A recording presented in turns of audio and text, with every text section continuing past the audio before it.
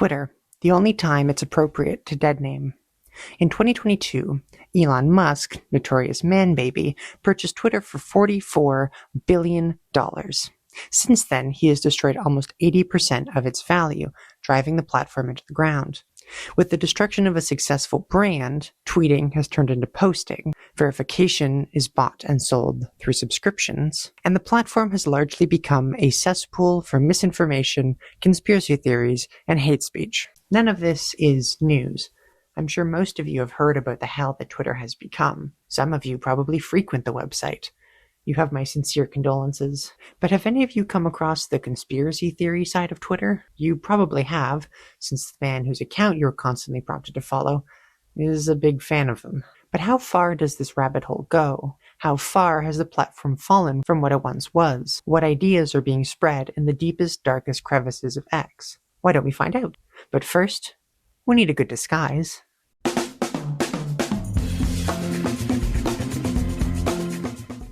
First up, a quick visit to This Person Does Not Exist to give me a profile photo so no one will suspect a thing. Then, I ran around following some accounts to really get into the headspace of an estranged family member that's gone right down the rabbit hole, and everyone dreads to see at Thanksgiving. I followed conspiracy accounts, Republican politicians, and plenty of AI slob farms. Looking at a few accounts for inspiration, my profile was complete, so let me introduce you to Frankie Taylor. God, country, family. Thank you, Chile, for a red, white, and blue flag that looks almost like the American one. To really sell the illusion, Frankie's got a bit of a backstory. She has a grandson she's constantly gushing about, but her daughter has gone no contact because of her craziness. It's a tragic story, really. If only Frankie had better critical thinking skills. And finally, to wrap this all up, is Luke 17:2, which is a warning from God that it's better to suffer a horrific drowning than to lead others to sin or stumble in their faith. It seems a bit dramatic if you ask me, but I think it completes Frankie and really brings it all together. Now, to add some credibility, I'll lie low and repost a few things. Once Frankie is properly immersed in the algorithm, it will be our time to shine.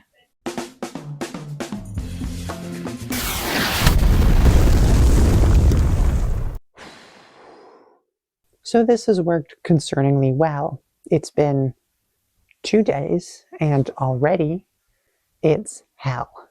So much of this is just bigotry, racism, xenophobia, absolute horrors beyond the imagination.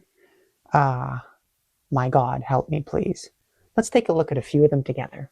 To really get into character, sometimes I just do a little shitpost in the mornings.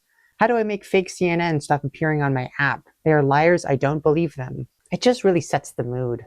I am not a smart man, but why would bacteria on Mars be considered proof of life when a heartbeat on Earth isn't? Now, I'm pretty sure this is talking about abortions, and I think everyone agrees that embryonic cells are living tissue, right? No one's saying that embryos are not made out of living cells. Just because there are heart muscle cells that are moving does not mean someone is an autonomous, independent human being. Here's a photo of what an embryo looks like at whatever time stage that is. It doesn't look like a person. It's a clump of cells. Though I do appreciate the disclaimer that the poster is not a smart man. Moving on. It's all propaganda. There is a reason you only hear about cases without any names. It's all fabricated. And the headline, which I don't know if this is real, it doesn't look particularly credible, is USA Today caught using stock images to push measles outbreak scare. And there's a photo of the article, presumably, side by side with the stock image. I hope that they're using stock images. I don't want them using photos of real sick people in their news headlines. That would be unprofessional. Let me respond to this. What would Frankie say? How dare they use stock photos? We deserve to see these victims' real faces, if they even exist, which they do not because Jesus would not let such a thing happen. There we go. Totally in character, no one will suspect a thing. For real, last I checked, I am Year of the Dragon, not Year of the Dinosaur. And then it's a video of a kind of odd-looking tree. Are they basing their understanding of the world off of the Chinese zodiac? What? I love this little corner of conspiracies because there are people that wholeheartedly believe that dinosaurs are fake, but that instead they were dragons. Like, honestly, a dinosaur is a fucking dragon. Big difference. It's like, I don't understand what the gotcha is in that. What's the lie you're being told? That a big scaly reptile thing has a different name than a different big scaly reptile thing? Okay, call them dragons. I don't. It doesn't change anything.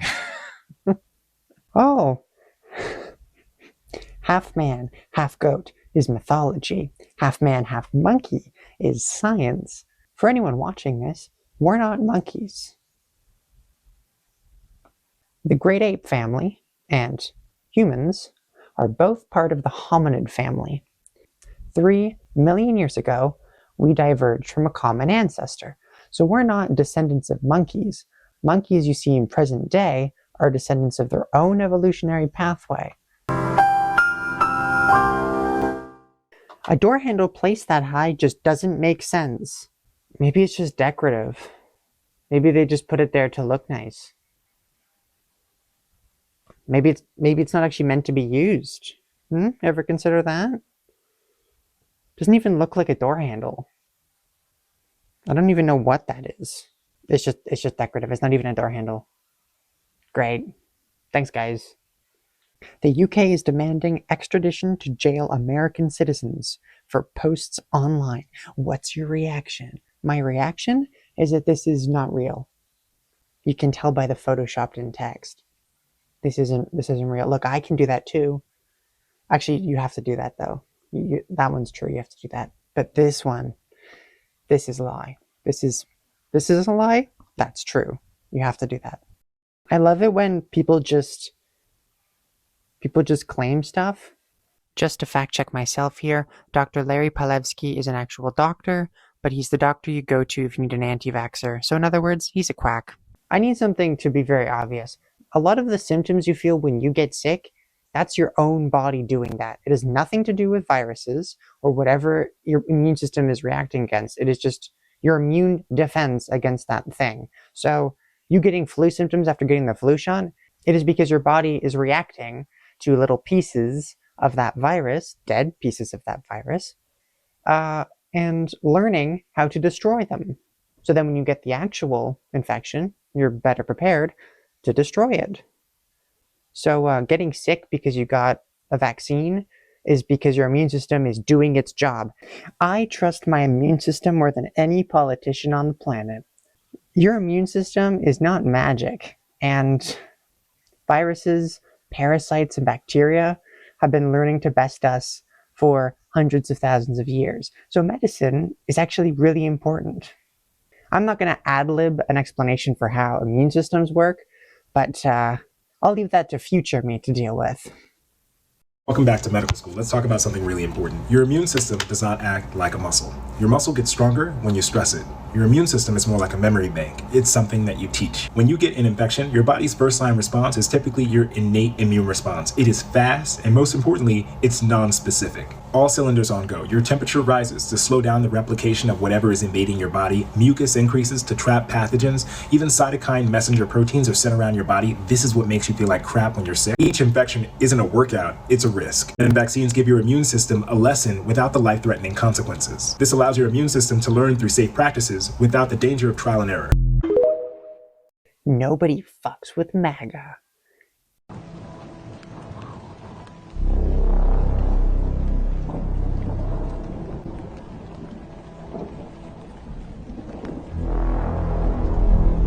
Oh, brother. Is this not just cringy? My God. The Earth is flat. If the Earth were a ball, it wouldn't be flat. And it points to various mountains. Do they think the Earth is perfectly spherical? Well, they don't. They think it's flat. But, like, do they think we think it's perfectly spherical? Because it's not. Have you ever walked up a hill before? It's obviously not perfectly spherical. Oh, God. What are your thoughts on Erica Kirk? Poor woman, gone too soon, Bless her soul. Someone posts, can a flat earther explain how a compass works on a flat earth? And the person replies, these kinds of questions are just so repetitive and old and frequent answered. The center is north, and around the rim is south. Doesn't take rocket science. I understood it when I became a flat earther first day. The unwillingness utterly to engage with science is baffling. In this case, how does the South Pole work then? Does it not exist? Is all of the supposed ice bordering wall made out of South Pole? This is really life-changing. Everyone knows boys walk like this, girls walk like that. Just are these people in fucking kindergarten? It's just funny. We've reached a level of absurdity that I can't even handle anymore. Okay, hold on. Wait, can I just, let's say, photo of Donald Trump peeling off his face to reveal a reptile humanoid. Let's see how this works. Huh? Built an AI? Wow, look, I mean, they're both shit. Okay, wait. So there's a little, there's a watermark in the corner. That's good. You know it was made by AI. Oh, there's a built-in editing feature. That's great. So can I just crop out the Grok logo? So I can just do that and then, yep. So I can just crop out the fact this was... This platform is garbage.